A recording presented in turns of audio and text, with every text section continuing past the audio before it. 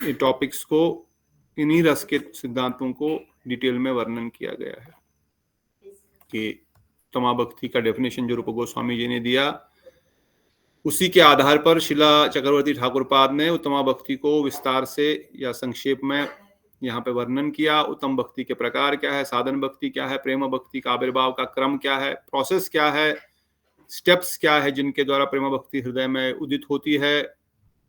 जो 64 अंग रागानुगा भक्ति नहीं, कौन सी भक्ति, साधन भक्ति के अंतर्गत वैदिक भक्ति में जो भजन के 64 अंग होते हैं और रागानुगा में वो 60 अंग है, उनको भी संक्षेप में वर्णन किया। सेवा अपराध क्या है, नाम अपराध क्या है, विशेष रूप से इन 64 भक्ति के अंगों में सेवा अपराध, नाम अपराध और उनकी कितनी इम्पोर्टेंस है। हम नाम इतना करते हैं पर नाम हमारे हृदय में कोई आनंद की अनुभूति क्यों नहीं कराता है। अगर हम इतना जानते हैं, इतना सुनते हैं बारंबार कि नाम और नामी अभिन्न है, तो जब साक्षात भगवान हमारे सामने प्रकट है नाम के रूप में, तो हमारे हृदय में आनंद की अनुभूति क्यों नहीं हो रही है। अगर हमारे सामने श्याम सुंदर भी खड़े हो जाएं तो हमको तब भी कोई आनंद की अनुभूति नहीं होगी। अगर नाम सुन करके, नाम ग्रहण करके कोई आनंद की अनुभूति नहीं हो रही है, तो उनको देख करके आनंद की अनुभूति होगी कैसे? इसका क्या प्रूफ है? दुर्योधन ने भी कृष्ण को देखा था, और उनकी पूरी सेना ने श्री कृष्ण को देखा, क्या उनको आनंद हुआ? वो तो उल्टा युद्ध कर रहे हैं। तो सामने भगवान देखने खड़े होने से भी उनके प्रति प्रीति होगी, हम उनको पहचान पाएंगे, इसकी कोई गारंटी नहीं है जब तक हमारे अंदर अपराध है, जब तक हमारे अंदर प्रीति नहीं जागृत हो रही है। उसी प्रकार नाम भी सर्वस्व भगवान से अभिन्न है। भगवान की लीला जब हम सुन रहे हैं तो भगवान की लीला भी भगवान से अभिन्न है। वो साक्षात उनका दर्शन ही है जो ये ग्रंथ हम पढ़ रहे हैं।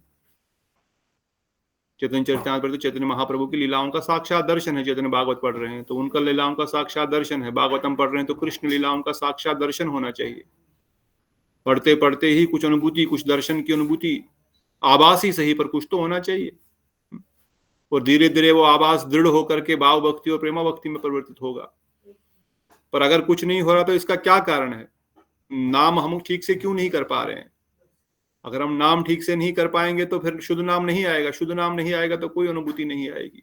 इसलिए नाम अपराध का कितना इंपॉर्टेंट है हमको नाम अपराध से बचना, इसका वर्णन किया गया, नाम अपराध का वर्णन किया गया। फिर वैदिक भक्ति को डेफिनेशन बताया, जो हमने भक्ति रसायन सिंधु में पहले सुना, पर यहाँ पे संक्षेप में बताया गया। रागानुगा भक्ति क्या है, भाव भक्ति क्या है, और चक्रवर्ती ठाकुर पाद ने, रूप गोस्वामी जी जैसे बताया, श्रील विश्वनाथ चक्रवर्ती ठाकुर जी रूप गोस्वामी ही है, फिर से उनका अवतरण हुआ है, या उन्हीं का स्वरूप है, उन्हीं की शक्ति है, वही तत्व है। तो वो खुद ही स्पष्ट करके बता रहे हैं कि मैं भक्ति रसामृत सिंधु के माध्यम से जब मैं रागानुगा भक्ति की डेफिनेशन दिया तो ये मतलब है उसका, यही बताना चाहता था। ऑलरेडी वहां पे बताया, पर फिर भी मंद बुद्धि जीव, भोगी जीव अलग अलग उसका अपना मंडेन कैलकुलेशन करके अपना अर्थ निकाल सकता है। इसलिए उन्हीं चीजों को फिर से स्थापित करते हुए संक्षेप में कि आप समझो कि कॉन्टेक्स्ट क्या है, मैं बताना क्या चाहता हूं, फिर आप मेन ग्रंथ में भी जाओ और फिर डिटेल में उसको समझो, क्योंकि बेस आपका क्लियर हुआ होगा कि मैं बताना क्या चाहता हूं। रागानुभक्ति क्या है, वैदिक भक्ति क्या है, नाम अपराध क्या है, प्रेमा भक्ति क्या है, भक्ति का रस क्या है, भक्ति प्रकाश का तारतम्य क्या है, स्थायी भाव, शांत रस, दास्य रस, साख्य रस, वात्सल्य रस, मधुर या श्रृंगार रस, रसों की परस्पर मैत्री और वैर भाव की विवेचना करते हुए भावों का समीक्षण, भावों का डिटेल एनालिसिस, गौण रस क्या है, मुख्य रस और गौण रस में क्या अंतर्भाव है, रसाभास की विवेचना की गई है। तो श्रील चक्रवर्ती ठाकुर पाद ने इन ग्रंथों को किरण, बिंदु, किरण और कना मैंने डाउनलोड नहीं किया, श्रीमद् भागवतम बृहद भागवतामृत का सार उसमें बताया, और संकल्प कल्प दुर्माद, जिसमें प्रार्थनाओं से प्रारंभ करते हैं। तो हम प्रार्थनाओं से प्रारंभ करेंगे, फिर से थोड़ी प्रार्थनाएं करेंगे कि इन वैष्णवों के वचनों को थोड़ा सा रिपीट करेंगे ताकि हमारा हृदय इस नीलमणि की किरण को धारण कर सके। या भक्ति रसामृत सिंधु तो हम पी नहीं पाए, पहली लहर में ही डूब करके हम आगे समझ ही नहीं पाए भाव भक्ति के आगे, तो प्रेमा भक्ति को तो चैप्टर को ही नहीं ठीक से समझ पाए, क्योंकि वो समझने का चैप्टर है ही नहीं, वो तो रियलाइजेशन का चैप्टर है। इवन भाव भक्ति भी रियलाइजेशन का चैप्टर है, उसमें क्या समझना है, बस पता लगेगा हाँ ये अनुभव, ये भाव है, इसमें ऐसा होता है, एक दर्शन होता है, एक अंक का दर्शन होता है, फिर सर्वांग दर्शन होता है, फिर बस थ्योरेटिकली समझ पाएंगे। मगर वो भगवान के एक श्रीअंक का दर्शन भी किस प्रकार से आदमी को पागल कर देगा, ये तो पता थोड़ी हमको, उसकी अनुभूति थोड़ी है, क्या समझेंगे। नारद मुनि ने एक बार ही देख लिया, वो तो पागल होकर के पूरे जंगल में भागने लग गए। जिन्होंने स्वप्न में भी दर्शन कर लिया वो तो पागल हो जाते हैं। हाँ, जो भगवान के नित्य परिकर है वो भावों को स्मरण, भावों को अपने अंदर छुपा करके, ढक करके, संभाल करके रखना जानते हैं। जैसे गुरुदेव वर्णन करते हैं, सचिनंदन गौर हरि राधा रानी के भावों का रसास्वादन करने के लिए आए, और रसास्वादन थोड़ा बहुत कर रहे हैं, थोड़ा बहुत करते ही उनके शरीर की कैसी हालत हो रही है, क्या क्या परिवर्तन उनके शरीर में हो रहे हैं। कभी तो कछुए की तरह छोटे हो रहे हैं, कभी 6 मील लंबे हो रहे हैं, कभी उनको शरीर के सारे अंग जो ज्वाइंट्स है, घुटने सब अलग अलग हो रहे हैं, उनको सब ज्वाइंट्स अलग अलग दिख रहे हैं। ऐसा इतना गंभीरा में, इतना वो राधा भाव में विलित होकर के उनकी आंखों से जैसे सिरिंज से पानी निकलता है ना, किसी पाइप से जोर के फोर्स का पानी निकलता है, ऐसे आंखों से पिचकारी की तरह पानी निकल रहा है। ये संभव नहीं है साधारण। शरीर के अंगकूपों में से जनरली रोमांच खड़े होते हैं, और बहुत अधिक अगर किसी ने सात्विक भाव का अनुभव भी किया तो पसीना निकल सकता है वहां से, या पानी निकल सकता है। पर महाप्रभु राधा भाव में विलित होकर के उनके इन कूपों से खून निकलने लग जाता है, अपने नाखूनों से दीवारों को कुरेद रहे हैं। परंतु क्या आपने भागवतम में कहीं पर राधा रानी के इन भावों का कहीं पर सुना, राधा रानी ऐसा कर रही है? क्या राधा रानी ऐसा कहीं कर रही है? क्या राधा रानी ने कभी ऐसा दर्शन दिखाया किसी को? तो कृष्ण भी उन भावों को अपने अंदर धारण नहीं कर पाते, स्वयं भगवान होते हुए भी। पर राधा रानी उन सब भावों को अपने अंदर, उन सब अनुभूतियों को, उन सब विरह की अनुभूति को अपने अंदर जो है समेटे हुए, जिस पर बताया एक समुद्र, शांत समुद्र जो है, बहुत उसमें अट्रैक्शन है। उसके पास जाने से बड़ी बड़े जहाज, टन टन जहाज जो होते हैं, हजारों टन जहाज, उनको भी वो निगल लेते हैं। पता लगता है बस शांत है, कुछ है ही नहीं। ऐसे बड़े बड़े समुद्रों में ऐसे शांत समुद्र जो है, वहां कोई नहीं जाता। इतना शांत कि वो जहाज, टनों बड़े जहाज को अपनी ओर खींच करके अपने अंदर समा लेता है, पता भी नहीं लगता है। तो यही राधा रानी के हृदय की भावना है। कितना डीप उनके हृदय के भाव है कि महाप्रभु भी उनको हृदय में धारण करते हुए संभाल नहीं पा रहे, उनको शरीर में वो ऑटोमेटिक प्रकट हो ही रहे हैं। तो उसी प्रकार से श्री रूप मंजरी, श्री चक्रवर्ती ठाकुर पाद इन विषयों को बड़े ही संक्षेप में, सरल तरीके से उस भक्ति रसामृत सिंधु की एक बिंदु ही हम लोग पा लेंगे तो हमारे लिए वही बहुत है। इसलिए सिंधु की बिंदु को चख लो। एक बूंद चख लिया, एक चींटी के लिए रसगुल्ले की एक रस की बूंद बहुत होती है, उसको पूरा रसगुल्ला नहीं खाना है, तो पूरी रसगुल्ला खा भी नहीं सकती। खा सकती है क्या चींटी पूरा रसगुल्ला? एक बूंद उस रस का ही उसके लिए बहुत है, वो भी उतना भी नहीं पी पाएगी वो, एक बूंद एक रस का। उसी प्रकार हमारे लिए इस शरीर में धारण करने की क्षमता उस दिव्य चेतना को भी केवल भाव भक्ति तक ही है। इसलिए उन रसों को हम थोड़ा थोड़ा समझने का प्रयास कर रहे हैं, और असली जब राधा गोविंद की लीला में जन्म होगा तो वहां पर फिर प्रेम भक्ति की अनुभूति कर लेंगे। इसलिए श्रील चक्रवर्ती ठाकुर पाद ने कहा भक्ति रसामृत सिंधु की बिंदु को समझ लो, बिंदु से आपको पता लगेगा सिंधु क्या होगा। ये मीठा पानी है या खारा पानी है, या गर्म है कि ठंडा है, कैसा इसकी स्वभाव है, कैसी इसकी तरलता है, मोटा है कि पतला है, दूध की तरह मोटा है, गाढ़ा है, पतला, सब पता लगेगा। इसीलिए उन्होंने इन ग्रंथों को संक्षेप में श्रील रूप गोस्वामी के भावों को प्रस्तुत करते हुए वर्णन किया। तो इस बिंदु को भी धारण करने के लिए हम जैसे चींटी को थोड़ी सी और प्रार्थनाएं करेंगे, और प्रार्थनाएं करने के बाद फिर हम इनमें प्रवेश करेंगे। कोई प्रश्न किसी का इन ग्रंथों के ऊपर? मैंने बस इंट्रोडक्शन दिया, पढ़ाया कुछ नहीं। ओके, नॉट तो फिर आगे बढ़ते हुए श्री चक्रवर्ती ठाकुर पाद के चरणों में फिर से प्रणाम करते हुए आज की सभा को आगे बढ़ाते हुए आप सबके चरणों में भी दंडवत प्रणाम करते हैं। चंद्रकांता दीदी, नीतू दीदी, दीक्षा दीदी, प्रणाम प्रभु जी, दंडवत प्रणाम प्रभु जी, दीदी, विचा दीदी, कालिंदी दीदी, श्याम प्रभु जी दंडवत प्रणाम, मोहन प्रभु दंडवत प्रणाम, शिवानी दीदी, हरे कृष्ण प्रभु जी दंडवत प्रणाम, दीदी दंडवत प्रणाम, दीप्तोषी हरे दीदी कृष्ण प्रभु जी दंडवत प्रणाम, दंडवत प्रणाम, और गौरांग दंडवत प्रणाम प्रभु जी, हरे कृष्ण, हरि हरि बोल। तो दंडवत प्रणाम प्रभु जी, दंडवत दीदी।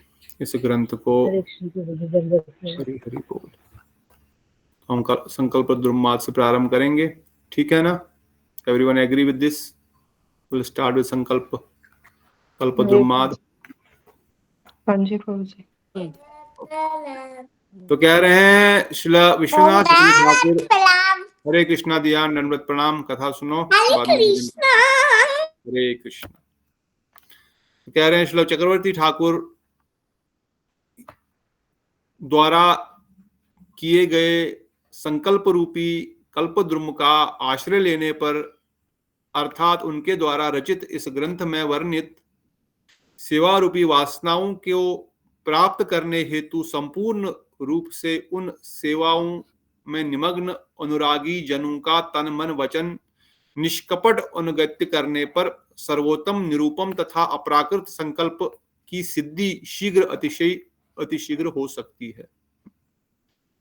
कहते हैं ये ग्रंथ पढ़ने से, सुनने से, इसके भावों को हृदय में धारण करने से हमारे जो इच्छा है, हमारी जो भी मनोकामना है, सबकी अलग अलग मनोकामनाएं होंगी। किसी को गाड़ी चाहिए होगा, किसी को बंगला चाहिए होगा, किसी को नौकरी चाहिए होगा, किसी को शादी चाहिए होगी। ये सब पूरी नहीं करने वाला ये ग्रंथ। अगर आपको लग रहा है ये सब कुछ मिलेगा ये ग्रंथ पढ़ने से, तो यहाँ पर अपना टाइम वेस्ट मत करना। ये ग्रंथ हमको निष्कपट अनुगत्य करने पर सर्वोत्तम निरूपम तथा अपराकृत संकल्प की सिद्धि शीघ्र अतिशीघ्र हो सकती है। जो हमारे आध्यात्मिक भगवत प्राप्ति की अनुभूति है, भगवत प्राप्ति का जो हमारा लक्ष्य है, जिसके लिए हमने संकल्प किया हुआ है इस जन्म में, हम उनकी प्राप्ति करेंगे। जो वादा गर्भ के अंदर किया, गुरु मिलने से पूरा वो अब हो गया। हमारे महाराज जी गाते हैं ना, महाराज जी गाते थे, अभी भी गाते होंगे कि गुरु मिलने से झगड़ा खत्म हो गया। क्या झगड़ा था भाई? गुरु मिलने से नहीं। मेरा तन ना रहा, मेरा मन ना रहा, बाजीगर वाला खेल खत्म हो गया। वे बाजीगर मन हमारा कभी इधर कभी उधर भटकता रहता है, इधर उधर की चीजें मांगता रहता है और उनको आनंद लेता है। अब वो खत्म हो गया गुरु मिलने से, क्योंकि मैंने वादा गर्भ के जो अंदर किया, गुरु मिलने से पूरा वो अब हो गया। कि गुरु मिलने से झगड़ा खत्म हो गया। मेरा जीवन मरण का है साथी गुरु। अब ये गुरुदेव की कृपा से हमको इस प्रकार के मनोभिष्ट को, इस प्रकार के संकल्प करने की हमारे हृदय में एक इच्छा प्रकट हो रही है। उत्कलिका वल्लरी के माध्यम से श्रीला रूप गोस्वामी जी वर्णन कर रहे हैं कि आप अपने हृदय में इस उत्कंठा को उत्पन्न करो कि हमको भी इस प्रकार की सेवा, हे राधा रानी, हे गोविंद, प्रदान करो। उत्कंठा तो प्रकट करो। तब जाकर के वो सुनेंगे और आपका अवश्य इच्छा पूर्ण करेंगे, क्योंकि वो करुणा के सागर है, वो सबकी इच्छाएं पूर्ण करते हैं, और जो उनकी सेवा की इच्छा मांगेगी तो क्यों नहीं पूर्ण करेंगे। और उत्कंठा तो हो, लालसा तो हो, इच्छा तो हो आपकी। और उसी प्रकार से श्री चक्रवर्ती ठाकुर पाद कह रहे एक संकल्प कर लो अपने जीवन में, एक संकल्प ले लो कि इस जीवन में भगवत प्राप्ति करनी ही है मुझे। ऐसा यहां पर नहीं लिखा गया, पर संकल्प का अर्थ यही है, एक संकल्प कर लो कि मुझे कृष्ण प्रेम भक्ति की प्राप्ति करनी है। अगर वो संकल्प किया, राधा गोविंद वृंदावनेश्वरी वृंदावनेश्वर की निकुंज में सेवा मुझे करनी है और मेरी कोई दूसरी इच्छा नहीं है, ये संकल्प मैं कर रही हूं। अगर ऐसा करेंगे तो ये शीघ्र ही उसकी इच्छाओं को पूर्ण करेगा। अर्थात इनकी प्रार्थनाओं के द्वारा शीघ्र ही अतएव आकांक्षित फल प्रवासकारी होने के कारण इस ग्रंथ का संकल्प कल्पद्रुम नामक सार्थक ही है। गुरु वैष्णवों की अहेतु की कृपा से ऐसे अपराकृत संकल्पों को ग्रहण करने की हृदय में प्रेरणा आना ही साधक जीवन की सार्थकता है। समझ रहे हैं क्या बोल रहे हैं गुरुदेव? अहेतु की कृपा, गुरु वैष्णवों की कृपा, अहेतु की कृपा से, हमारा कोई हेतु नहीं, हमारे कोई इसके लिए योग्यता नहीं है, हम इन ग्रंथों को खोल रहे हैं, पढ़ रहे हैं। हाँ? अहेतु की कृपा से हमारे सामने ये ग्रंथ प्रकट हुए। प्योरभक्ति.com पे तो पता नहीं क्या ऑलरेडी 25-30 सालों से ही चक्रवर्ती ठाकुर पाद ने कितने 100 साल पहले लिखा, रूप गोस्वामी ने कितने 500 साल 400 साल पहले लिखे, ऑलरेडी है, पर हम तक तो नहीं मिले थे। हम तो 400 साल 500 साल में कितनी बार जन्म लिए होंगे, कितने कितने कितने हजारों बार, मे बी हजारों तो नहीं, चलो 200-400 बार, कभी कीड़ा, कभी मकोड़ा, कभी कुछ बने ही होंगे। परंतु आज गुरु वैष्णवों की अहेतु कृपा से अपराकृत संकल्पों को ग्रहण करने की हृदय में प्रेरणा हो रही है। आज तक हमने ऐसा कोई संकल्प नहीं किया। हमने संकल्प किया हाँ मुझे इंजीनियरिंग पास करनी है, हमने संकल्प किया हाँ मुझे बढ़िया एमएनसी में जॉब चाहिए, हमने संकल्प किया हाँ मुझे इतनी तो पैकेज चाहिए, हमने संकल्प लिया कि हाँ मुझे घर बनाना है, मुझे गाड़ी लानी है, मुझे ये सब हम रोज लेते हैं। ऐसा पानी हाथ में लेकर ऐसे संकल्प नहीं होता, मैंने संकल्प ले लिया और पानी छिड़का और संकल्प हो गया, ऐसा नहीं। हमारे मन में निरंतर संकल्प विकल्प चलता रहता है। हम कुछ चीज को प्राप्त करने की इच्छा प्रकट करते हैं और किसी चीज को छोड़ने की इच्छा, इसी को संकल्प विकल्प है। हाँ। और जब दृढ़ता से किसी को हम प्राप्त करने की इच्छा प्रकट करते हैं, किसी वस्तु को, तो उसके लिए हम अपने अंदर ही एक संकल्प लेते हैं, नहीं मुझे ये करना है, मुझे ये करना है, मुझे ये करना है, और सफलता भी मिलेगी जब संकल्प लेंगे। कहते हैं आज बड़ी अहेतु कृपा गुरु वैष्णवों की हुई है कि आज हमने ये संकल्प ग्रहण किया। क्या संकल्प ग्रहण किया? क्या संकल्प ग्रहण किया बताओ? कोई है कि कथा में कि खत्म हो गया? क्या मैं लॉग आउट हो चुका हूँ? जी सुन रहे हैं कि हम इस ग्रंथ को श्रवण करें और ठीक है, ये भी संकल्प अच्छा है। जो आप सुनाएंगे वो हमारे अंदर जाए, ये भी अच्छा, ये संकल्प भी अच्छा है। और इसके साथ साथ और एक संकल्प करना है। क्या संकल्प करना है? इसमें सेवा रूपी वस्तुओं को, उनकी सेवा किस प्रकार से कर सकते हैं उसका संकल्प किया अपने गुरु वैष्णवों की कृपा से। ये संकल्प करना है कि इस जीवन में हमको राधा गोविंद की निकुंज की सेवा प्राप्ति करनी है। संकल्प नहीं करेंगे तो नहीं होने वाला, बता रहे हैं। उत्कंठा नहीं होगी, लोल्यम नहीं होगा तो नहीं मिलने वाला। आप सोचोगे मुझसे नहीं होगा तो नहीं होगा, गारंटेड नहीं होगा।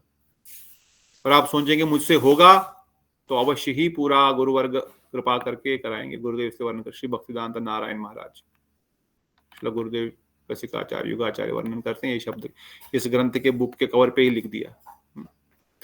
अपराकृत संकल्पों को ग्रहण करने का हृदय में प्रेरणा हुई। अपराकृत संकल्पों को, अर्थात ऐसे संकल्पों को प्राप्त करने की प्रेरणा हो रही है। उनके योग्य हम है नहीं है, पर हम संकल्प कर रहे हैं कि मुझे ये बनना है, मुझे ये चाहिए। और ये संकल्प यही है कि हमको राधा गोविंद की श्री वृंदावन में निकुंज में राधा रानी की अनुगत्य में उनकी सेवा करनी है, हमको राधा रानी की पाल्यदासी बनना है। यही संकल्प हमको करना है, यही सबसे बड़ा संकल्प है। इसको हमने आज तक नहीं किया। किसी ने आज तक ये संकल्प लिया? चलो बातों बातों में ही, प्रैक्टिकली और दृढ़ता के साथ नहीं। ऐसे बोलने से ही हुआ? कभी बोला क्या किसी ने अपने मन में या अपने आपको ही इतनी मुझे भगवत प्राप्ति करनी प्रभु जी कृष्ण से प्रार्थना करते हैं, कृष्ण से प्रार्थना करते हैं कि पाल्यदासी बनाओ हमको, हे कृष्ण पाल्यदासी बनाओ राधा जी की। ठीक है। और राधा रानी से जिसकी दासी बनना है उसको भी तो बोलना पड़ेगा। कृष्ण से तो करनी है और राधा रानी से भी। तो ये संकल्प ऐसा बोलना पड़ेगा, जैसे चंद्रकांता दीदी बोल रही तो बहुत अच्छी बात है। ऐसा हम बोलते हैं कि अपने भजन में हम तो मंगल आरती भले ही गा रहे हैं, हम तो दर्शन आरती भले ही गा रहे हैं, हम तो गौर आरती भले ही गा रहे हैं, पर मन में क्या चल रहा है? क्या मन में प्रार्थना हो रही कि मुझे अपनी दासी बना लो, मुझे अपनी निकुंज में सेवा कुंज में आप दोनों की सेवा प्रदान करो। मेरा और कोई संकल्प नहीं है, यही मेरा एकमात्र संकल्प है। अगर नहीं किया आज तक तो आज इस संकल्प को लें, क्योंकि गुरुदेव की कृपा से, श्री चक्रवर्ती ठाकुर पाद की कृपा से हम इस ग्रंथ में प्रवेश कर रहे हैं। तो इस ग्रंथ के प्रवेश के प्रारंभ में ही हम लोग इस संकल्प को हृदय में धारण करें। तो गुरुदेव वर्णन करते हैं, आज मुझे श्री गौड़ीय वैष्णव आचार्य मुकुटमणि महोपाध्याय विष्णुआचार्य ठाकुर चक्रवर्ती ठाकुर जी का संकल्प कल्पद्रुम, श्री संकल्प कल्पद्रुम का हिंदी संस्करण श्रद्धालु पाठकों के समक्ष प्रस्तुत करने हेतु अपार आनंद अनुभूति हो रही है। जिस प्रकार श्री जीव गोस्वामी पाद का श्री संकल्प कल्पद्रुम उन्हीं की वर्णित लीलाओं का अनुक्रमणिक है, उसी प्रकार यह श्री संकल्प कल्पद्रुम भी श्री विश्वनाथ चक्रवर्ती ठाकुर द्वारा ही रचित श्री कृष्ण भावना अमृत ग्रंथ में वर्णित लीलाओं का अनुक्रमणिक है। प्रस्तुत श्री संकल्प कल्पद्रुम मूल रूप से श्री विश्वनाथ चक्रवर्ती ठाकुर 21वां सत्व है। विशेष करके ठाकुर अन्यायन उपलब्ध संस्करों की तुलना में आविर्भूत है। इससे श्री विश्वनाथ चक्रवर्ती ठाकुर संकल्पद्रुम का गुरुत्व श्री भक्ति विनोद सारस्वत द्वारा में निष्णात भक्तों को प्रस्तुत ग्रंथ में ग्रंथकार ने, अब इस ग्रंथ में क्या क्या है यहाँ से गुरुदेव वर्णन कर रहे हैं, प्रारंभ में समरी दे रहे हैं। ग्रंथ के प्रथम 88 श्लोकों में श्रीमती राधिका का सत्कार प्रार्थना है। तो पहले 88 श्लोकों में क्या है बताओ, आपको बोलना पड़ेगा। श्री राधिका के लिए सकातर प्रार्थना है। वेरी गुड, शिवानी दीदी सही से पढ़ रही है। कातर प्रार्थना है, सकातर प्रार्थना है, सत्कार है ही नहीं, सकातर प्रार्थना है। कातर प्रार्थनाएं क्या होती है?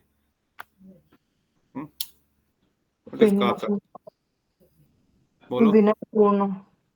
विनयपूर्ण तो है ही, होते मतलब दिल में जब वो भावना आ जाती है और मतलब रोते हुए मतलब असल में जब दिल में वो भावना होती है, अगर रोते हुए अगर वो मन से कई कातर भाव से रोते हुए भाव में अगर प्रार्थना करते हैं, उन प्रार्थनाओं को श्रीमती राधा वो कातर भावनाएं कहते हैं। कातर प्रार्थना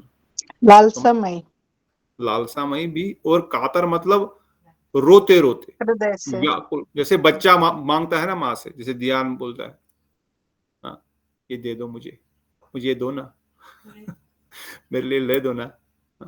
अब तो प्यार से बोलता, कभी तो रो रो करके, वो तो बच्चा फिर भी कितना मतलब इतना अंदर उस चीज को प्राप्त करने की जलन हो रही है कि रो ना बाकी रह गया, रो भी रहा है और रोने के जैसा हो गया, इतना कातर हो गया है, इतना विवल हो गया, इतना कातर इस भाव से, इसलिए वो सकातर भावना से। तो पहले 88 श्लोकों में चक्रवर्ती ठाकुर पाद राधा रानी से सकातर भावना से प्रार्थना कर रहे हैं, और अगले 89 से 91 में अपनी गुरु परंपरा को मैं प्रकट महानुभावों हुए उनके, इसमें थोड़ा सा मिस्टेक कहीं पर प्रिंटिंग है, मंजुलाली सखी, गुण मंजरी, रमन मंजरी, भानुमति, लवंग मंजरी तथा रूप मंजरी आदि से प्रार्थना कर रहे हैं। आगे इन मंजरियों से प्रार्थना कर रहे हैं। प्रभु जी, इनसे हिंदी जो ग्रंथ है उसमें हर एक जगह मिस प्रिंटिंग, मतलब प्रिंटिंग अच्छी नहीं है, ऐसे ही सारे ग्रंथ में ही है, पूरी बुक श्लोकम में ही है। हाँ मेरे जी, पास इंग्लिश भी है, पर मैं सोचा हिंदी सब लोग पढ़ सकते हैं और देख भी सकते हैं। ठीक है, नहीं ठीक होगा तो विल मूव टू इंग्लिश। और 94 में श्री कृष्ण अथवा श्री गौरहरि से प्रार्थना की है। गौरहरि श्लोक संख्या 96 में ललिता देवी, श्लोक संख्या 97 में विशाखा देवी, श्लोक संख्या 98 में प्रिय सखाऊं तथा प्रिय नर्म सखाऊं, श्लोक संख्या 99 में श्री गिरिराज गोवर्धन, श्लोक संख्या 100 में श्री राधिका में योगपीठ, श्लोक संख्या 102 में वृंदा देवी तथा श्लोक संख्या 103 में गोपेश्वर महादेव को प्रार्थना की है। सिद्धि ग्रंथ ने अपने हृदय की वृत्तियों को लक्षित करके श्री राधा कृष्ण प्रबल इच्छा रखने वाले भक्तों को विशेष श्रद्धा पूर्वक श्री संकल्प कल्पद्रुम का आश्रय ग्रहण करने हेतु परामर्श दिया है। चक्रवर्ती ठाकुर पाद कह रहे हैं, आप इस ग्रंथ का आश्रय ग्रहण कीजिए। शिला विश्वनाथ चक्र ठाकुर गोविंद परम कल्याण हेतु, दिस इज टू मच, ठीक है पढ़ लेते। उनके इस ग्रंथ को स्पष्ट रूप से वर्णन किया है कि श्रीमन महाप्रभु की धारा में आने वाले साधक भक्तों की चरम आकांक्षा क्या होनी चाहिए। महाप्रभु की धारा में आए हुए हम सब भक्तों की क्या इच्छा होनी चाहिए, क्या आकांक्षा होनी चाहिए, क्या हमारा लक्ष्य होना चाहिए, क्या हमारी डिजायर होनी चाहिए, हमको क्या मांगना चाहिए, तथा इस प्रकार की आकांक्षाएं किस प्रकार से हृदय में आ सकती है। एक तो हमारे अंदर क्या आकांक्षा होनी चाहिए, और ऐसी इच्छा हमारे हृदय में आएगी कैसे। पहले तो इच्छा आएगी कैसे ऐसी हृदय में, हम तो जिसको पता ही नहीं कि संसार से परे भी एक और दुनिया है जिसको स्वर्ग लोग बोलते हैं, उससे भी परे 99% जो जगत में जीव है उनको पता ही नहीं उसके बाहर भी कोई वस्तु है, और भी कोई जगत है, ब्रह्मलोक भी कोई वस्तु जगह है, महर लोक, जनलोक, तपलोक, मुक्ति लोक, ये सब पता ही नहीं वो लोगों को।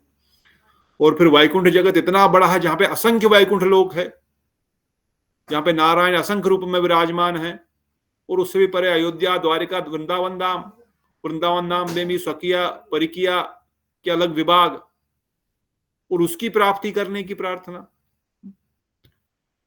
कैसे करेगा कोई, बताओ। कितना सौभाग्य हमारा है कि हम इन सब चीजों को कम से कम जानते हैं, मानते हैं, पालन करते हैं। दूर थोड़ा चलो अभी नहीं हो रहा है, परंतु जानना भी बहुत बड़ी बात है कि ऐसा कोई वस्तु हम प्राप्त कर सकते हैं। तो ये ग्रंथ सहायता करेगा कि हमारी क्या इच्छा होनी चाहिए, भगवान से क्या मांगना है, महाप्रभु के इस मार्ग में आकर के हमको क्या प्रार्थना करनी है। और अगर हमारे हृदय में वो इच्छाएं, ये प्रार्थना करनी है, ये तो सुन लिया, परंतु ये प्रार्थना करने की इच्छा भी तो हृदय में आनी चाहिए, तब तो प्रार्थना करेगा। तो ये ग्रंथ उसमें भी सहायता करेगा। साथ ही साथ इस प्रकार की आकांक्षाओं की सिद्धि कैसे प्राप्त होगी उसकी भी ये उसका निरूपण करेगा। श्री विश्वनाथ चक्रवर्ती ठाकुर जी ने संकल्प रूपी कल्पद्रुम का आश्रय लेने पर, अर्थात उनका रचित इस ग्रंथ में वर्णित सेवा रूपी वासनाओं को प्राप्त करने हेतु संपूर्ण रूप से उन सेवाओं में निमग्न अनुरागी जनों का तन मन वचन से निष्कपट अनुगत्य करने पर सर्वोत्तम निरूपम तथा अप्राकृत संकल्प की सिद्धि शीघ्र अतिशीघ्र हो सकती है। इस ग्रंथ का आश्रय लेने से, इस ग्रंथ के द्वारा जो प्रार्थनाएं की गई है, उन प्रार्थनाओं को हम जब करेंगे, उन सेवा वासनाओं को जब हम प्रकट करेंगे अपने हृदय में अपने वचनों के द्वारा, तो गुरुदेव वर्णन करते हैं, तन मन वचन से जब निष्कपट भाव से ऐसा नहीं कि मुझे ये चाहिए, मुंह से बोल दूंगा, अंदर से बोलूंगा नहीं मैं तो यहाँ पे मजा कर रहा हूँ, ये तो मजेदार चीज है, ये घर संसार, गाड़ी बंगला, ये तो बहुत मजेदार चीज है, hotel, theatre, mall, mobile, reel, इसमें तो मजा है, पर मुंह से भी बोल दिया हाँ आपकी प्रेम भक्ति चाहिए। ऐसा नहीं, तन मन वचन से निष्कपट भाव से जब सच में ये प्रार्थना करेगा, अरे संसार में कहाँ दुखी फंस रहा हूं, कहाँ फंस रहा हूं मैं। जब बताया गुरुवर्गु ने इतना हथौड़ा मार मार के यहाँ दुखालय में है, भगवान ने खुद बताया गीता में दुखालय में शाश्वतम वयम, तो मैं कहाँ सुख ढूंढ रहा हूं, मैं किस सुख की अनुभूति कर रहा हूं, क्या मैं मूर्ख हूं क्या। इसलिए जब चलो संसार के प्रति, संसार में भोगों में अभी आनंद की अनुभूति, सुख की अनुभूति हो रही है, उसको इतनी जल्दी निकाल नहीं सकते, परंतु प्रार्थना तो कर ही सकते हैं ना निष्कपट भाव से, तन मन वचन से, कि भाई मुझे आपकी सेवा प्रदान करो, मैं उस रस की अनुभूति, उस सेवा की अनुभूति करना चाहती हूं, मुझे उस रस की अनुभूति करनी है, उस सेवा की अनुभूती करनी है। मैं जानता हूं मैं इस रस में आनंद ले रहा हूं, इसमें मुझे बड़ा आनंद, मजा आ रहा है, सुख मिल रहा है, परंतु मैं ये भी जानती हूं कि मुझे उस सुख की अनुभूति से बहुत बहुत करोड़ों करोड़ों अरबों गुना ज्यादा होगी, इसलिए कृपा करके मुझे उसकी सेवा दे दो, मुझे वो सेवा दे दो। इसलिए कहते हैं तन मन वचन से निष्कपट अनुगति करने पर सर्वोत्तम निरूपम तथा अपराकृत संकल्प की सिद्धि शीघ्र प्राप्त हो जाएगी। अतएव आकांक्षित फल सब प्रसवकारी होने ग्रंथ का संकल्प दुर्माद नामक सार्थक हो जाएगा। इस ग्रंथ का जो नाम है ये सार्थक हो जाएगा, क्योंकि आपके संकल्प को कल्प द्रुम, आपने जो संकल्प किया उस इच्छा को ये पूर्ण करेगा। श्री गुरु वैष्णव हित कृपा से एक संकल्पों के ग्रंथ करने की हृदय में प्रेरणा आना ही साधक का जीवन का साक्षात सार्थकता है। श्रीमन महाप्रभु ने श्री रघुनाथ दास गोस्वामी का कर्तव्य निर्धारित करते हुए अंत में कहा, ब्रजे राधा कृष्ण सेवा मानसी करबे, अर्थात वृंदावन में जाकर के या वृंदावन में राधा गोविंद की मानसी सेवा करो। चैतन्य चरितामृत 6:27, अर्थात मानसी रूप से व्रज में राधा कृष्ण की सेवा करना। श्रीमन महाप्रभु के आदेश से ये स्पष्ट प्रतीत होता है कि श्री रघुनाथ दास गोस्वामी को लक्ष्य करके सभी साधक भक्तों को इस प्रकार की अधिकार लाभ करने हेतु प्रेरित कर रहे हैं। तो गुरुदेव वर्णन कर रहे हैं कि ये आज्ञा उन्होंने रघुनाथ दास गोस्वामी को ही नहीं दी, ये आज्ञा हम सबको प्रेरणा देने के लिए कि हमको भी ऐसा ही करना है जो रघुनाथ दास गोस्वामी को बोला गया। क्या करना है हमको, क्या बताया रघुनाथ दास गोस्वामी को, क्या करना है? राधा कृष्ण जी की सेवा मन से करनी है।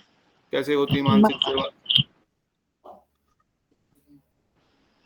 जैसे मन से वृंदावन की लीला स्मरण, स्मरण भी नहीं, सेवा भी। सिमरन तो है ही, अब मानसिक सेवा कैसे होती है वो बताएंगे जब समय आएगा। ठीक है, इसलिए कहते हैं यद्यपि इस ग्रंथ में मानसी सेवा का अष्टकालीला का सिमरन विशेष प्रकरण वर्णन, अष्टकालीय सिमरन विशेष प्रकार से वर्णन किया गया है। इस ग्रंथ में मानसी सेवा अर्थात अष्टकालीय लीला सिमरन का विशेष प्रकरण वर्णन किया गया है कि 8 कालों में 24 घंटे अष्टकालीय, एक काल होता है 3 घंटे का, ठीक है, और 8 काल हो गए 24 घंटे, वहां भी 24 घंटे। तो 24 घंटे के हिसाब से समय हमको समझाने के लिए, वहां कोई समय का कॉन्सेप्ट नहीं है, time concept is material world, इसके ऊपर अलग डायमेंशन आ जाते हैं। Time is not a dimension there, भगवान की इच्छा अनुसार ही दिन रात सब चलता है वहां पर, क्योंकि परंतु चूंकि वो भी इस भगवान वहां पर भूलोक जैसी लीलाएं करते हैं, इसलिए वहां पर भी उस प्रकार का कॉन्सेप्ट हम समझा रहे हैं कि 8 काल जो 3-3 घंटे का एक काल है, उसमें क्या क्या भगवान की लीला है और लीला के अनुरूप सेवा होगी। अल्दो ये विशेष रूप से वर्णन किया गया है, फिर भी तथापि साधक भक्तों को इसमें अधिकार प्राप्त करने हेतु श्रीमन महाप्रभु द्वारा कहे गए ग्राम्य कथा ना शुनिबे, बालो न खाइबे, बालो न पोरिबे, अमानद मानद होइबे, कृष्ण नाम सदा लइबे। आदि उपदेशों का सुष्ट रूप से पालन करना चाहिए, अन्यथा अनधिकारी चेष्टा करने से अर्थ का अनर्थ हो जाएगा। बात समझ रहे हैं कि नहीं समझ रहे? यहाँ पे अष्टकाली सेवा करने का बता रहे हैं, मानसिक सेवा करो, मानसिक सेवा करनी चाहिए या उसकी प्रेरणा दे रहे हैं, पर साथ ही साथ ये भी ध्यान रखना है। क्या ध्यान रखना है? साथ ही साथ क्या ध्यान रखना है बेटा? दीदी चंद्रकांता दीदी, क्या ध्यान रखना पड़ेगा? साथ ही हमें जो रघुनाथ दास जी को शिक्षा प्रदान की है उन बातों का भी ख्याल रखना। बालों न खाए बेओ, मतलब अच्छा न पहनो, अच्छा न खाओ, मार्केट वैराग मत करो, युक्त वैराग करना है, वो सब उन बातों का ध्यान रखते हुए भजन करना। Very good. इसलिए 3 चीजों का ध्यान रखने के लिए बोला है। बहुत चीजों का ध्यान रखना, मगर ये कम से कम ये 3 चीज। ग्राम्य कथा ना सुनिबे, ग्राम्य कथा ना बोलिबे। क्या मतलब, क्या करना पड़ेगा हमें?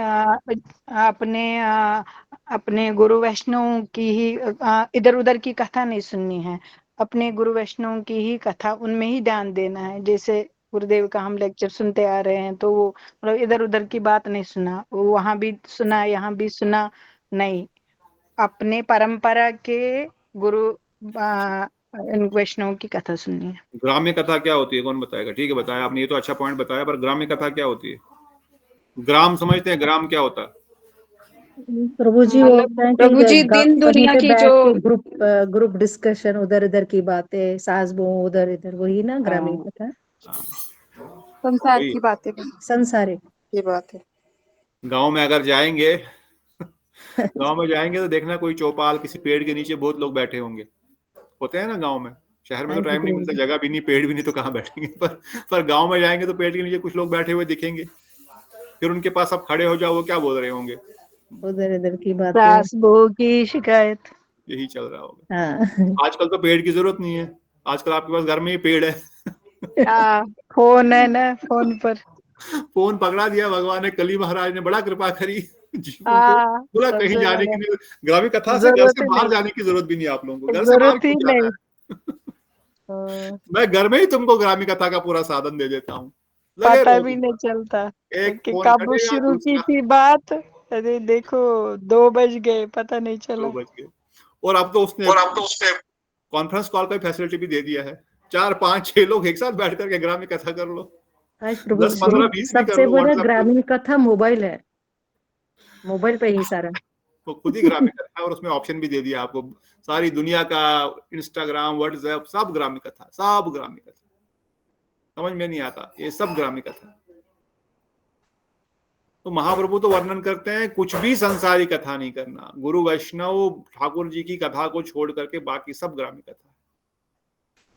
काम काज के लिए, ऑफिस के लिए, इधर उधर के लिए, ठाकुर जी का केंद्र में रखते हुए वो सब चल रहा है, ऑफिस चल रहा है, दुकान चल रहा है, वो ठाकुर जी को केंद्र में रखे, वो ग्रामीण कथा नहीं हो पाएगी, क्योंकि वो संसार चलाने के लिए, ठाकुर जी की सेवा के लिए वो हम कर रहे हैं।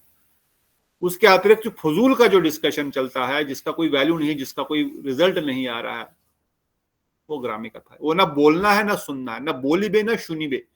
अब कोई बोले कि मैं तो क्या करूं, मैं तो बोलता नहीं, मुझे तो आदत नहीं बोलने, पर फोन आ जाता है, मुझे सुनना पड़ता है। अरे मना कर दिया गया, नहीं सुनना है फजूल, केवल कृष्ण कथा सुननी है, केवल कृष्ण कथा। स्पष्ट बता, अगर नहीं करेंगे पालन ठीक से तो भजन में प्रगति नहीं होगी, स्पष्ट है।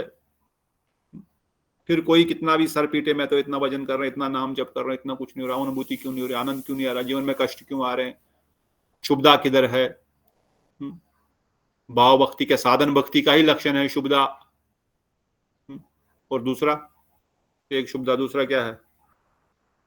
भाव भक्ति क्लेश अग्नि, सारे क्लेश दूर हो जाएंगे। संसारिक क्लेश अगर आते भी है, उनका असर ही नहीं होगा, यही क्लेश अग्नि है। क्यों नहीं हो रहा? साधन भजन भी नहीं, साधन भक्ति भी नहीं शुरू हुई क्या? अभी तक नहीं हुई, क्योंकि ग्राम्य कथा में ही बिजी है। बोल नहीं रहा तो सुन रहा है, सुन नहीं रहा तो देख रहा है ग्राम्य कथा को। और बहुत बढ़िया, हमको शोबाजी नहीं करनी है।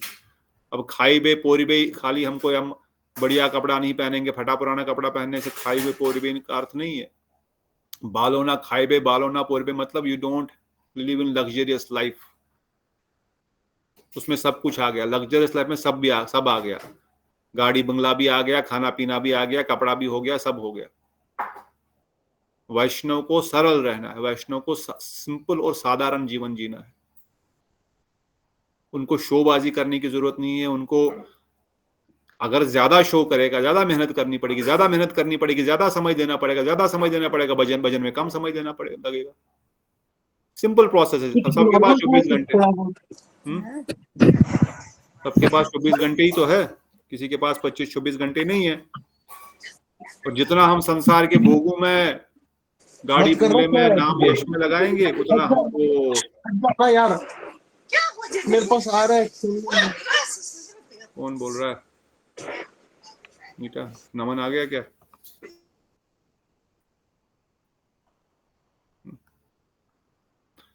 तो हमको बालो ना खाइबे बालो ना पोरे पे, don't live a luxurious life. आपके पास करोड़ों रुपया भी है, वैष्णवों की सेवा में लगाओ, ठाकुर जी की सेवा में लगाओ, बढ़िया उनको भोग लगाओ, बढ़िया उनके लिए वस्त्र लाओ, मंदिर में दान करो, बढ़िया गाड़ी में उनको घुमाओ, बढ़िया बंगले में उसको रखो, बस ठीक है उनके लिए, पर उतना ही जितना आवश्यक है। इसलिए अगर मानसी राधा कृष्ण की सेवा करने की इच्छा है तो, अधिकार प्राप्त करना चाहते हो तो फिर ये करना ही पड़ेगा। नहीं तो एक साइड से संसार के बकवासनामे में अपने मन बुद्धि वाचु अपनी जीवा को लगाएंगे और बढ़िया लग्जरियस लाइफ, संसार के भोगों को प्राप्त करने की इच्छा भी होगी, उसमें भी अपना एनर्जी टाइम लगाएंगे, और यहाँ माला लेकर के बैठ करके फिर मानसी सेवा करने बैठेंगे तो कुछ मानसी सेवा होने वाली नहीं है, होगा ही नहीं। कितना भी कोई प्रयास करे होगा ही नहीं। इसलिए गुरुदेव बोल रहे हैं अर्थ का अनर्थ होगा। ऐसी चेष्टा करना अर्थ का अनर्थ होगा। अनधिकारी व्यक्ति अर्थ का अनर्थ हो जाएगा। अनर्थ कैसे होगा?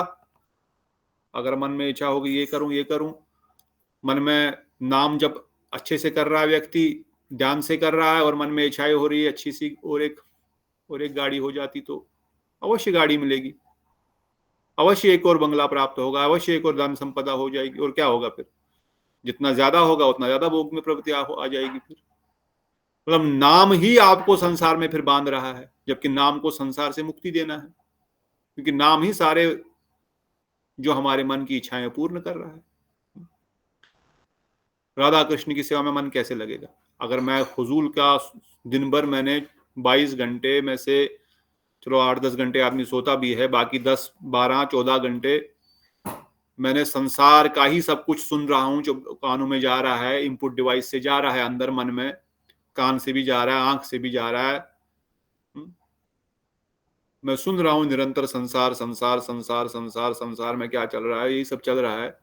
फिर आप आधा घंटा 10 मिनट अपनी गायत्री करने को बैठोगे तो आपको क्या लगता है? फिर मुझको क्या लगता है कि फिर मैं वहां पर मानसी सेवा कर पाऊंगा? उस समय मेरे को चिंतन होगा निकुंज का। इवन गुरुदेव ने जो बताया चिंतन करना, वो उतना भी चिंतन नहीं आएगा, वो 10-15 मिनट के लिए भी चिंतन नहीं आएगा। फिर 1-2 घंटा माला करने बैठने में क्या चिंतन आएगा? इसलिए ये प्रैक्टिस करना पड़ेगा साथ ही साथ कि हमको जितना हो सके कम संसार की बातों में, संसार के टॉपिक्स को छेड़ना, सुनना करना चाहिए।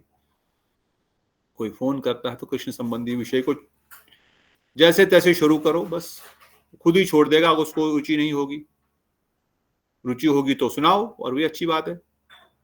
और वो राक्षसी प्रवृत्ति होगा तो खुद ही फोन बंद कर देगा, अच्छी बात है, बंद कर दिया, हमारा भी समय बच गया। सोल्यूशन यही है। इसलिए अगर इसमें प्रवेश करना है तो हमको इस प्रकार से प्रार्थना करनी है। फिर यहाँ पर चक्रवर्ती ठाकुर पाद जी के जीवन चरित्र के बारे में, क्योंकि ग्रंथकार का ग्रंथ पढ़ने से पहले उनका थोड़ा सा गुणगान करना चाहिए, तभी वो ग्रंथकार की कृपा मिलती है। श्री रूप गोस्वामी का हम शिला जुलन में डिटेल में उनके वैशिष्ट्य को वर्णन किया था, इसलिए उनके ग्रंथों में ज्यादा हम प्रवेश नहीं करते हैं। पर हाँ, थोड़ा सा संक्षेप में, चक्रवर्ती ठाकुर पाद जी का जन्म नदिया जिले में राडीय ब्राह्मण कुल में आविर्भूत हुए थे। हरिवल्लभ इनके पिता, रामभद्र और रघुनाथ नामक इनके क्या है, अब इसका इंग्लिश किधर है, ये तो आधा उधर ज्ञान हो जाएगा। इंग्लिश है तो दिखा दो, ये है इंग्लिश, ठीक है। थोड़ा सा इनका इंग्लिश में तो नहीं है ना, ये तो आपने जो भेजा ये गुरुदेव का नहीं है। मैं गुरुदेव का ही भेज देती हूँ, बस जे वाली ऊपर वाली चीजें मिसिंग है प्रभु जी। यही तो मिसिंग है, कहाँ गया, ये रहा। इंग्लिश वाले में और कोई डिफरेंस नहीं है, वो वाला भी भेज देती हूँ मैंने। सही है, एक मिनट प्रभु जी, मैं ढूंढ कर भेजती हूँ। खुला तो था, यही रहा। ठीक है, थोड़ा जो हो जाएगा कवर कर लेंगे बाद में। ओके, बाल्यकाल में इन्होंने देवग्राम नामक एक ग्राम में व्याकरण पाठ समाप्त करके मुर्शिदाबाद जिले में आगे पढ़ाई की। मुर्शिदाबाद में इन्होंने पढ़ाई की, पहले देवग्राम में इन्होंने अपना बाल्यकाल बिताया। श्री विश्वनाथ चक्रवर्ती ठाकुर का जन्म जो है नदिया में ही है, नदिया अर्थात नवद्वीप के पास जो राढ़ीय जिला है। ब्राह्मण कुल में उत्पन्न हुए हैं। गृहस्थ में भक्ति शास्त्रों का अध्ययन किया। इन्होंने बिंदु, करण, किना इन तीनों ग्रंथों की रचना शैदाबाद ग्राम में अध्ययन करते समय की थी। प्रभु सेंड कर दिया इंग्लिश वाला गुरुदेव का, किसमें व्हाट्सएप ग्रुप में। और इधर कहाँ से ढूंढूंगा यहाँ, इधर कहाँ से करूँ, यहाँ पर तो ऑप्शन आ नहीं रहा। और इधर खुला है।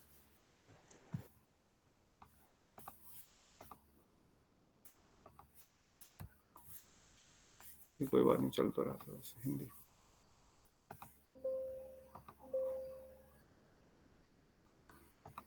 Okay, 5 मिनट ही हमारे पास है। After that we will stop today. और कल परमहंस महाराज जी थोड़ा सा कथा सुनाएंगे। महाराज जी 2 दिन अभी यहाँ पर है, तो उनकी इच्छा है हाउस प्रोग्राम करने की, मगर कोई बुला नहीं रहा है बेंगलोर वाले हाउस प्रोग्राम के लिए, इसलिए महाराज जी कम से कम ऑनलाइन ही कथा सुना देंगे आप लोगों को। यहाँ पर है। चक्रवर्ती ठाकुर पाद का जन्म ब्राह्मण परिवार में हुआ, रादिया ग्राम में, नदिया डिस्ट्रिक्ट में। उनका नाम था Harivallabh. He was celebrated by name Harivallabh. बचपन का नाम उनका हरिवल्लभ है। और उनके 2 भाई है, रामभद्र और रघुनाथ। बचपन में उन्होंने अपना ग्रामर पढ़ाई अर्थात बेसिक पढ़ाई देवग्राम में की, और भक्ति के ग्रंथों की पढ़ाई उन्होंने शादियाबाद विलेज, मुर्शिदाबाद डिस्ट्रिक्ट में जो सादियाबाद गांव है वहां पर किया। वहीं पर भक्ति ग्रंथों का अध्ययन करते करते उन्होंने वहीं पर भक्ति रसामृत सिंधु बिंदु, उज्ज्वल नीलमणि किना और भागवत अमृत कना, ये 3 ग्रंथों को लिखा। और जो ऐसे ग्रंथों को पढ़ेगा फिर वो घर में कहाँ रहेगा, हम जैसे लोग रह सकते हैं। इन ग्रंथों का अध्ययन महाप्रभु के निज पार्षद है, रूप मंजरी ही है, जैसे पहले डिस्कस किया, रूप गोस्वामी का ही स्वरूप है। उन्होंने अपने गृहस्थ घर को छोड़ दिया और वृंदावन आ गए, और वहां पर बाकी सब ग्रंथों को उन्होंने लिखा। षड गोस्वामी के जाने के बाद शुद्ध भक्ति की विचारधारा प्राय लुप्त हो गई थी। उसके बाद श्री नरोत्तम श्रीनिवास श्यामानंद प्रभु जी ने हमारे रूप गोस्वामी के ग्रंथों को, हमारे शुद्ध गौड़ीय वैष्णव विचारधारा, महाप्रभु की वैष्णव मनोभिष्ट को आगे बढ़ाया। इन्हीं की गुरु परंपरा में, नरोत्तम दास ठाकुर की गुरु परंपरा में श्री गंगा नारायण चक्रवर्ती हुए, जो कि बलूचर गंभीला मुर्शिदाबाद डिस्ट्रिक्ट में रहते थे। उनकी बेटी थी विष्णुप्रिया, जिनका कोई बच्चा नहीं था, तो इसलिए उन्होंने श्री कृष्ण चरण नाम के एक भक्त बच्चे को गोद लिया। कृष्ण चरण का जो छोटा बेटा है वह श्री नरोत्तम दास ठाकुर का ही शिष्य है, जिसका नाम था रामकृष्ण भट्टाचार्य, जो कि वरंदर कम्युनिटी अर्थात ब्राह्मण परिवार से ही था। श्री कृष्ण चरण का जो शिष्य हुआ श्री राधारमन चक्रवर्ती हुए, सुपचल मास्टर ऑफ विश्वनाथ, जो कि श्री विश्वनाथ ठाकुर पाद जी के फिर गुरु हुए। तो नरोत्तम दास ठाकुर के शिष्य हुए श्री कृष्ण चरण, उनके शिष्य हुए राधारमन चक्रवर्ती, उनके शिष्य हुए श्रीला विश्वनाथ जगदीश ठाकुर। क्लियर? तो नरोत्तम दास ठाकुर की परंपरा में ही इन्होंने दीक्षा ली है। सार्थ दर्शनी में, सार्थ दर्शनी क्या है? बड़े सार्थ दर्शनी, इनकी में भी श्रीमद् भागवतम की टीका है, श्रीमद् भागवतम जय भगवदगीता, भागवतम की जो टीका है, जो विश्वनाथ ठाकुर पाद जी ने जो भागवतम का टीका लिखा, उसका नाम हुआ सार्थ दर्शनी टीका, क्योंकि उन्होंने वहां पर उसका सार्थ, उनका सारांश और उनका अर्थ केवल राधा रानी और वृंदावन की भक्ति को ही केंद्रित है पूरा भागवतम, ऐसा प्रकाशित किया। उसके बाद उस ग्रंथ को श्री रामकृष्ण गंगा चरण नवतावा गुरु नर परमहा श्री नरोत्तम नाथा श्री गौरांग प्रभु नमामि, चला गया नीचे गया। तो इन्होंने श्रीमद् भागवतम का कमेंट्री लिखा और फिर रास पंचध्याय को विशेष रूप से एक्सप्लेन किया Vrindavan.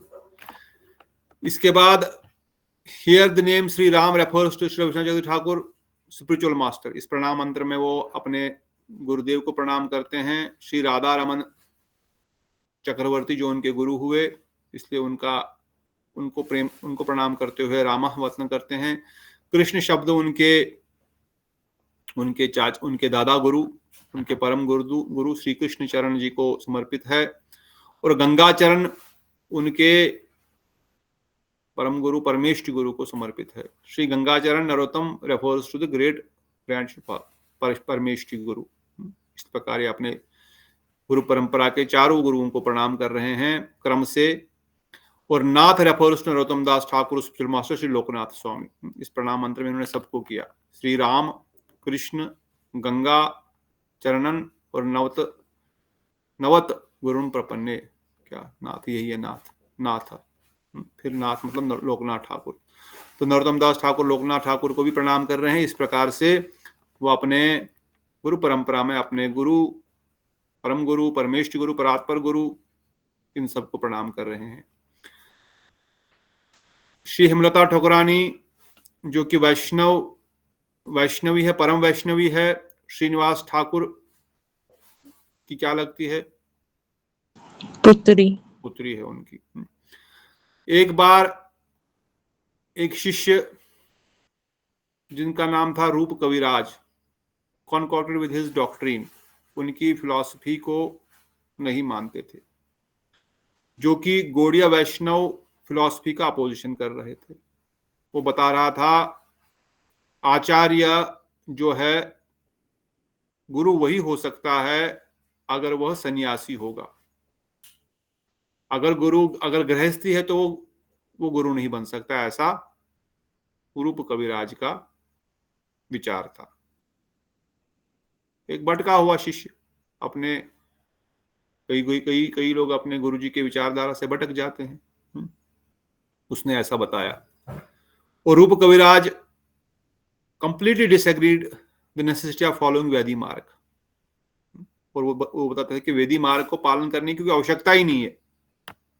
And propagated so called राग मार्ग, केवल राग मार्ग को डायरेक्ट अपना लो, डायरेक्टली राग मार्ग को अपना लो।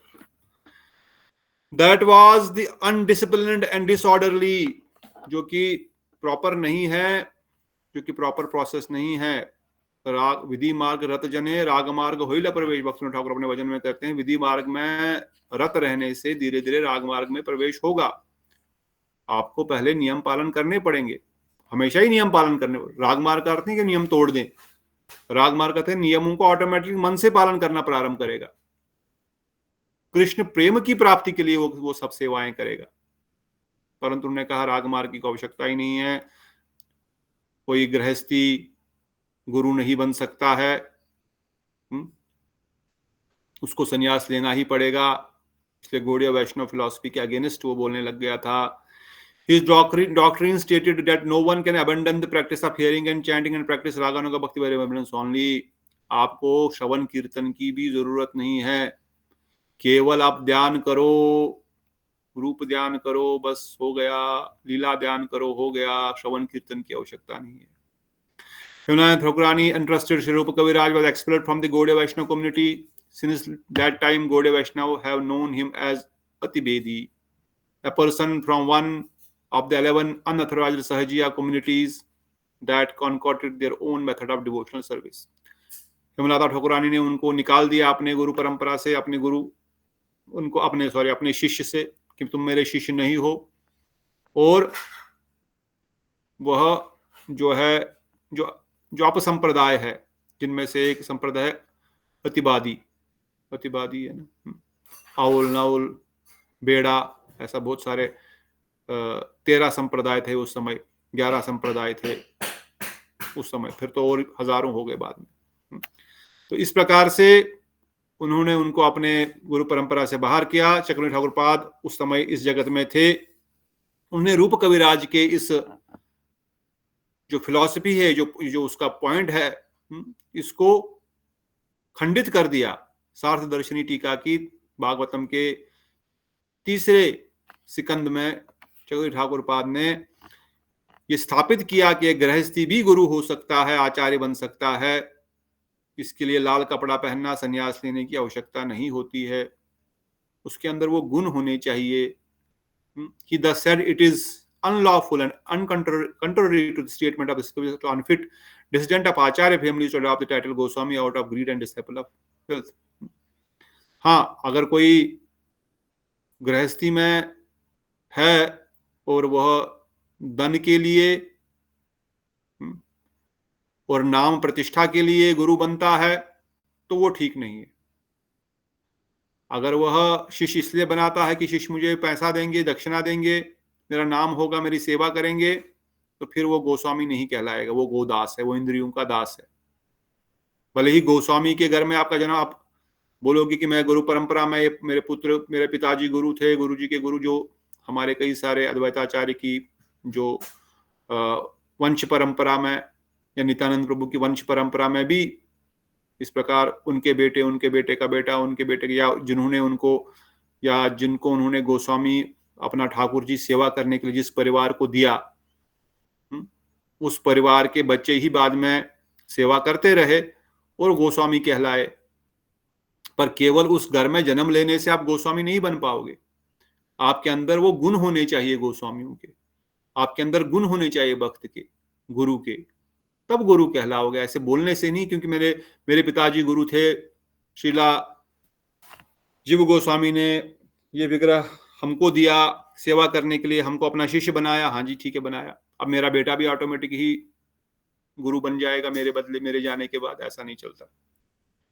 या राधा रमन जी या मदन मोहन जी, व्हाटएवर, या कोई भी, हाँ जिनके गुण है, जो सच में योग्य है, जैसे राधा रमन जी के गोस्वामी बहुत योग्य गोस्वामी हैं, बहुत सारे, बहुत उनके पास साधन भजन भी है, तपस्या भी है और गुण भी है, और बाकियों के भी होंगे।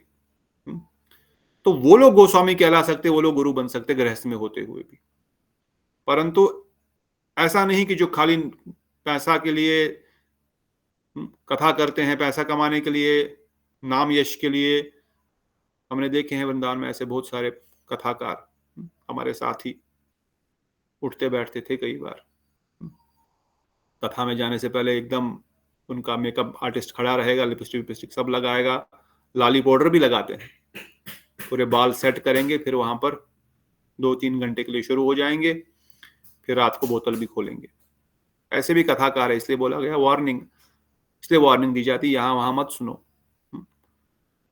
अपने गुरु वैष्णव की अनुगति में सुनो। बड़ी कथा बड़ी सुंदर चल रही है, बड़ा रोला रहा है व्यक्ति बहुत अच्छे से, उसकी आवाज बहुत बढ़िया है, उसका श्लोक बहुत सुंदर याद है, सब रट लिया है उसने। और उसने प्रोफेशनल, उसने 5-10 साल पढ़ाई इसी चीज की, उसने ये रटने के लिए 10 साल लगाए। श्लोक तो रटे बोलेगा ही ना वो, गला तो उसको ट्रेन किया गया है संगीत के लिए, वो तो गाएगा ही बढ़िया। आप बोलो कि क्या मधुर गा रहा है, कितना बढ़िया श्लोक बोल रहे हैं, आंखों से आंसू भी बह रहे हैं, उसको ट्रेन किया गया है। उनके रुमाल में लगा होता है आंखों को पोंछने के लिए, हाँ मैं पोंछ रहा हूं, उल्टा ज्यादा आंसू बहने शुरू हो जाते हैं। ऐसे बहुत सारे हैं, इसलिए बताया गया वो गोस्वामी नहीं है, वो गुरु नहीं बन सकते। हाँ, अगर कोई गृहस्थ में साधन भजन कर रहा है और सच में उस अवस्था को प्राप्त कर चुका है, शुद्धि की अवस्था को प्राप्त करता, अनुभूति है, जो गुरु जी के लक्षण है, जो हमारे गुरु तत्वों में बताया गया है, तब वो गुरु हो सकता है। Householder disciple in Nityananda Prabhu son Virabhadra resident of the rejected son of Sri Advaitacharya awarded the accept the title Goswami, an action considered impopular Vaishnavacharya। Nityananda Prabhu के पुत्र वीरभद्र, वो तो भगवान के अवतार ही है। उनके बाद उस परंपरा में कितनी शुद्धि रही वी डोंट नो। अद्वैताचार्य ने खुद अपने पुत्र को भगा दिया था, तुम मेरे पुत्र ने, एक ही पुत्र को स्वीकार किया, और उन्होंने भी गोस्वामी का अपने आप को गोस्वामी बोलने लग गए। कहते वो वैष्णवाचार्य नहीं है। Although Chakravarti Thakurpad acted as Acharya in order to instruct the foolish and unaffected descendants of Acharya families of modern times, he personally never used the title Goswami। वो भी आचार्य बने, भले उन्होंने संन्यास नहीं ग्रहण किया, परंतु उन्होंने कभी भी गोस्वामी टाइटल नहीं लिया। और इस प्रकार से यहाँ पर बताया गया उनके द्वारा श्री बलदेव विद्याभूषण प्रभु जी को गौड़िया वैष्णव जगत को बचाने के लिए स्वकीयवाद की फिलॉसफी को खंडित करने के लिए, खंडित इन द सेंस कि सही में राधा गोविंद जो है वो परिकिया रस को ही पसंद करते हैं। इस प्रकार से उनको मारने की भी कोशिश की गई। आपने वो कथा सुनी होगी, कुछ बाबा जी लोग उनको मारना चाहते थे, बोलते हैं तो परिकिया रस की बात करता है। और जब उनको पीछे डंडा लेकर के मारने गए तो क्या देखा था? एक छोटी सी गोपी, मतलब 10-12 साल की, फूल लेकर उधर से आ रही है।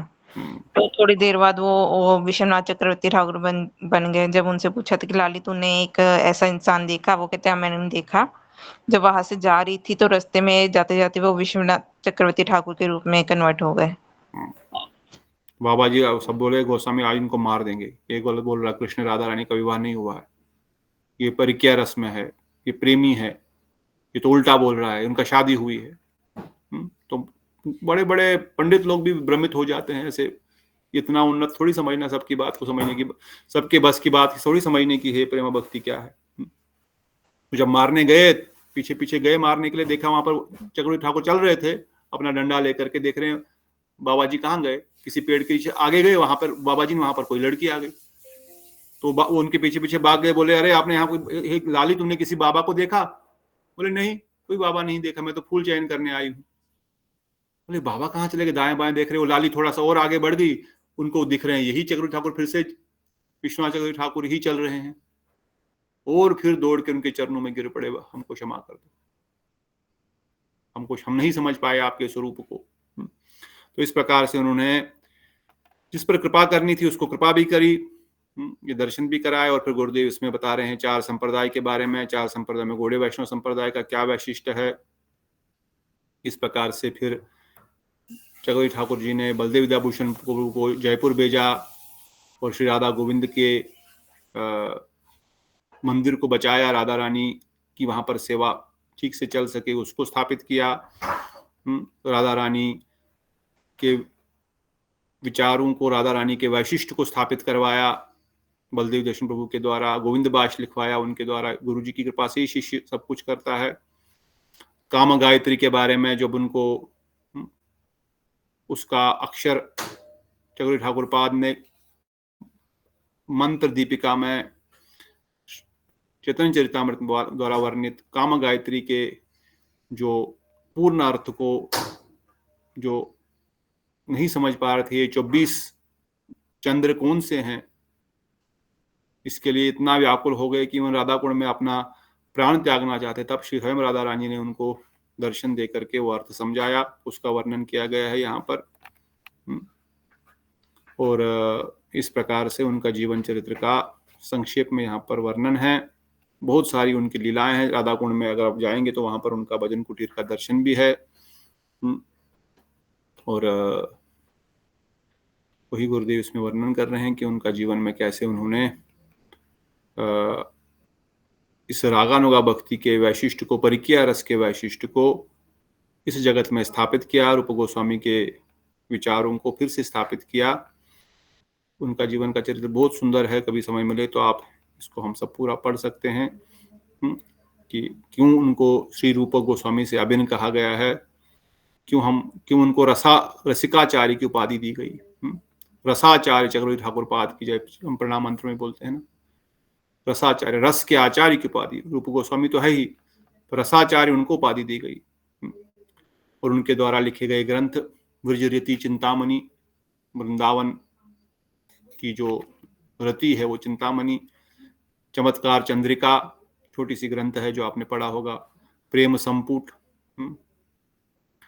गीतावली, सुबोधनी, आनंद चंद्रिका, गोपाल चंपू के ऊपर उनका कमेंट्री, सतअमृत लहरी, गुरु तत्व अष्टकम, ये उनके अष्टकम मंत्र, गुरु गौर अष्टकम, परम गौर अष्टकम, गुरु अष्टकम, परात्पर गुरु अष्टकम, परम परात्पर गुरु अष्टकम, इन चारों गुरु परंपरा को लोकनाथ अष्टकम, सचिनंदन अष्टकम, स्वरूप चरित्रम, स्वप्न विलास अमृत, गोपाल देव अष्टकम, श्री मदन मोहन अष्टकम, श्री गोविंद अष्टकम, श्री गोपीनाथ अष्टकम, श्री गोकुलानंद अष्टकम, स्वयं भगवान अष्टकम, भगवत अष्टकम, श्री राधा कुंड अष्टकम, जगन्नाथ जगन्मोहन अष्टकम, क्या क्या लिखा है, कहाँ पढ़ोगे, कब पढ़ेंगे, कब गाएंगे, वृंदावन अष्टकम, श्री राधिका दैन्य चरितम, श्री रूप चिंतामणि, श्री राधिका दैन्य अमृतम, श्री नंदीश्वराष्टकम, श्री वृंदावन अष्टकम, गोवर्धन अष्टकम, श्री संकल्प कल्प दुर्मादर, श्री निकुंज केवल वृत्ति, यह अष्टकम भी है।